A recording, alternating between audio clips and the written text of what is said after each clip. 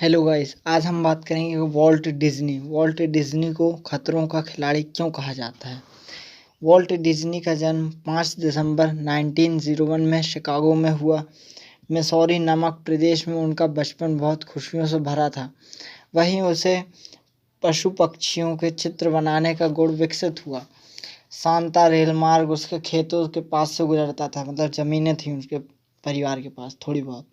वह पास ही की छोटी पहाड़ी पर बैठकर रेलगाड़ी देखता रहता था। जब वॉल्ट 9 साल के थे तब मजबूरी में उन्हें खेत बेचने पड़े और उनके परिवार को केंसास शहर में शिफ्ट होना पड़ा। वहाँ वॉल्ट को वॉल्टर फाइफर दोस्त मिला। वॉल्ट ने उसे अभिनय और पिक्चर से परिचित कराया, क्योंकि ये पेंटिंग करते रहते थे गांव में। वॉल्ट का वह समय बहुत ही कष्टप्रद था। उसे अपने पिताजी एलिस के काम में हाथ बटाना, मतलब बर्फ़ काटने जाना पड़ता था। वह रात सुबह 4:30 बजे उठ 100 घरों में न्यूज़पेपर डालता था और स्वाभाविक रूप से उसकी पढ़ाई पर भी इसका असर पड़ता था, क्योंकि पेपर डालने के बाद फिर सुबह स्कूल जाना होता था। उसे अपने जीवन में यही सपने दिखाई देते थे कि वह बर्फ़ काट कर पेपर बांटने जा रहा है। सन 1917 में वॉल्ट के पिता एलिस डिज्नी और परिवार सहित शिकागो स्थानांतरित, मतलब पहले कैंसास आए थे, अब शिकागो चले गए। 15 वर्षीय वॉल्ट की उम्र उस समय 15 साल थी, ने वहाँ Chicago academy of fine arts में कुछ कोर्सेज पूर्ण किए, क्योंकि शिफ्ट होना का लगातार किस्सा लगा रहता था तो उन्होंने कोर्सेज किए। 16 साल में उसके मन में राष्ट्र प्रेम जागृत हुआ। उसने सेना में भर्ती होने का प्रयास किया, लेकिन वह सफल नहीं हुए। फिर उसने एम्बुलेंस के ड्राइवर के रूप में रेड क्रॉस में नौकरी स्वीकार कर फ्रांस चले गए। तब तक प्रथम विश्व महायुद्ध समाप्त हो चुका था, फर्स्ट वर्ल्ड वॉर, जिसे ग्रेट वॉर भी कहा जाता है। सन 1919 में वह कैंसास सिटी में गए, जहां उसका बड़ा भाई रॉय बैंक में नौकरी करता था। यही रॉय आगे चलकर उसका बिजनेस पार्टनर भी बना डिज्नी वॉल्ट कार्टून में। वॉल्ट एक विज्ञापन स्टूडियो में नौकरी करने लगा, जहां उसकी मुलाकात यूबी विर्क से हुई। यूबी विर्क भविष्य में आगे चलकर डिज्नी के मिकी माउस कैरेक्टर को बनाने में उसकी सहायता की थी। जब मिकी माउस को आप जानते ही होंगे।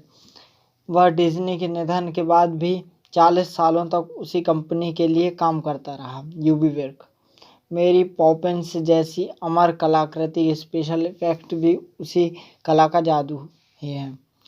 सन 1922 में वॉल्ट ने लाफ-ओ-ग्राम स्टूडियो की स्थापना की, जहां एनिमेटेड कार्टून्स बनाकर स्थानीय स्टूडियो में देते थे। उनके बनाए हास्य व्यंग से भरपूर कार्टून्स बहुत लोकप्रिय हुए, लेकिन इससे प्राप्त आय बहुत ही कम थी। चित्रकारों को वेतन देना भी बहुत मुश्किल हो रहा था। इस कारण उन्हें ये बंद करना पड़ा, जिसके कारण उन्होंने स्टूडियो छोड़ दिया। सन 1923 में उन्हें दिवाली घोषित कर दिया गया। असफलताओं के बाद भी वॉल्ट आशावादी थे। उन्होंने अपनी आस नहीं छोड़ी। उनकी जेब में केवल $40 होने के बावजूद हॉलीवुड जाने के लिए ट्रेन का फर्स्ट क्लास का टिकट खरीदा, क्योंकि हमेशा शान से रहना उन्हें अच्छा लगता था, ऐसा वॉल्ट कहते थे। वॉल्ट कहते हैं, मेरी असफलताएं मुझे बहुत कुछ सिखा गई, लेकिन उन्हें स्वीकार करने का साहस मुझ में था। सन 1923 में वॉल्ट और उसके भाई ने हॉलीवुड के वाई सिल्वर लेक विभाग में डिज्नी ब्रदर्स नाम से स्टूडियो की शुरुआत की। हम नया स्टूडियो स्टार्ट किया, इसमें उनके भाई भी साथ थे। उन्होंने यूबी विर्क को अपने स्टूडियो में काम करने के लिए राज़ी किया, ऑफर दिया, और वो मान भी गए। सन 1925 में उसके साथ स्टूडियो में काम करने वाली लिलियन बाउंड ने विवाह बंधन में बंध गए, मतलब शादी कर ली उन्होंने। वॉल्ट तथा यूबी दोनों ने मिलकर ओसवाल्ड और लगी रॉबर्ट नाम से 2 प्रसिद्ध कार्टून्स का निर्माण किया, जो काफ़ी चले भी, लेकिन कुछ खास सफलता उनको मिली नहीं। उनके सारे अधिकार चार्ल्स मिंज ने चुरा लिए, धोखा किया। वह वितरक था। लगभग 80 साल तक मुकदमा चलता रहा और लास्ट में वह जीत भी गए मुकदमा। कैंसास स्टूडियो में हमेशा एक चूहा आता था जो पहले वाला स्टूडियो था, जिसे देखकर वॉल्ट के मन में मिकी माउस का आइडिया आया, जैसे हम जानते हैं Mickey mouse cartoon. Mickey mouse के बाद वॉल्ट के लगातार नए कार्टूनों की चेन थी। Little pigs, Donald duck, Goofy, Pluto, ये सब नए कैरेक्टर्स थे। अगर आप मिकी माउस देखते हैं चैनल डिज्नी वर्ल्ड तो आपको पता होगा। एनिमेटेड शॉर्ट फिल्म की आपूर्ति करके बहुत पैसा कमा सकते थे, मतलब शॉर्ट वीडियोस बनाकर, short episodes, web series type.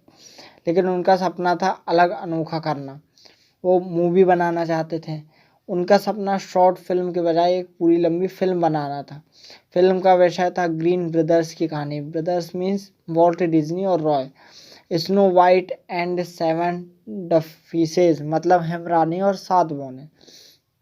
लेकिन कुछ असंतुष्ट लोगों ने पागलपन बताकर काम में बाधाएं उत्पन्न की। यहाँ तक कि उनकी पत्नी लिलियन और भाई रॉय ने भी वॉल्ट को समझाने की बहुत कोशिश की कि हमारे पास इतना पैसा नहीं है। लेकिन सब व्यर्थ गया। वॉल्ट नहीं माने, क्योंकि वॉल्ट का इरादा दृढ़ था। उसका वह सपना था। उसने कोनार्ड आर्ट इंस्टीट्यूट से कुछ शिक्षकों को बुलाया। उन्होंने डिज्नी के एनिमेटेड कार्टून को हकीकत में असली दिखाने वाले जानवर तथा मनुष्य इंसान कैसे बनाना इसका तकनीकी ज्ञान दिया। डिज्नी के प्रौद्योगिकी मतलब टेक्नोलॉजी विशेषज्ञों ने, डिज्नी के टेक्नोलॉजी एक्सपर्ट्स ने नए स्पेशल इफेक्ट देने वाली नई तकनीक को विकसित किया। सन 1934 में स्नो वाइट का निर्माण शुरू हुआ। 1937 के आसपास स्टूडियोज कर्ज में डूबने लगा। इससे उबरने के लिए वॉल्ट ने अपना घर तथा स्टूडियो गिरवी रखा। क्योंकि धन हासिल नहीं होता तो स्टूडियो समाप्त होने की कगार पर ही था।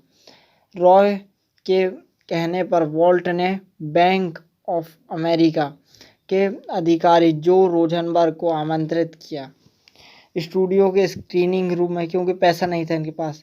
स्टूडियो के स्क्रीनिंग रूम में रोजनबर्ग के फिल्म के कुछ टुकड़े दिखाए गए, कुछ एपिसोड्स। लगभग 1 घंटे के बाद आधी अधूरी फिल्म समाप्त हुई, कुछ क्लिप्स दिखाई गई। वॉल्ट बड़ी आशा भरी नज़रों से रोजनबर्ग की तरफ देख रहे थे कि वो लोन के लिए हाँ कह दें।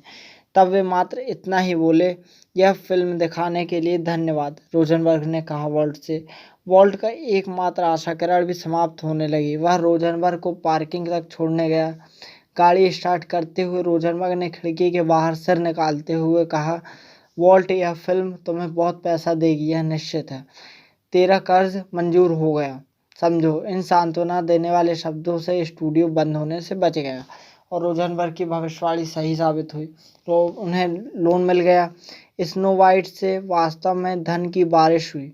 वॉल्ट ने बरबैक में एक विशाल स्टूडियो का निर्माण किया। इस सफलता के बाद वॉल्ट पिनिकियो, फंटेसिया, डबो बेबी आदि अनेक सफल फिल्मों का प्रोडक्शन किया। फिर स्टूडियो में टेक्नीशियंस, आर्टिस्ट की टीम का गठन किया गया।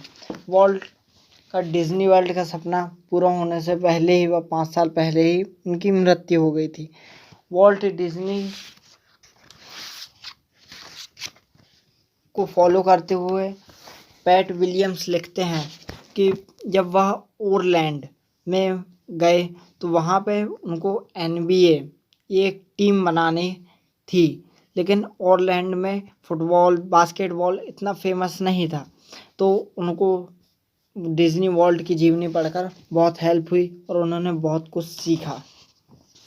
और उन्होंने अंत में 1986 में नेशनल बास्केटबॉल एसोसिएशन की टीम बनाने का काम पूरा किया।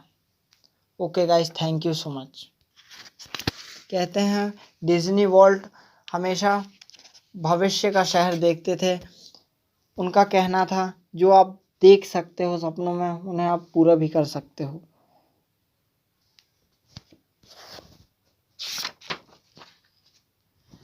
वॉल्ट डिज्नी ने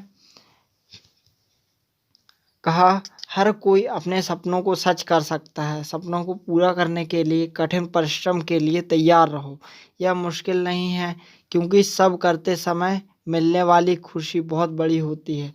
इस कारण से काम की चिंता महसूस नहीं होती है। Walt Disney. Thank you so much. मिलते हैं नेक्स्ट एपिसोड में।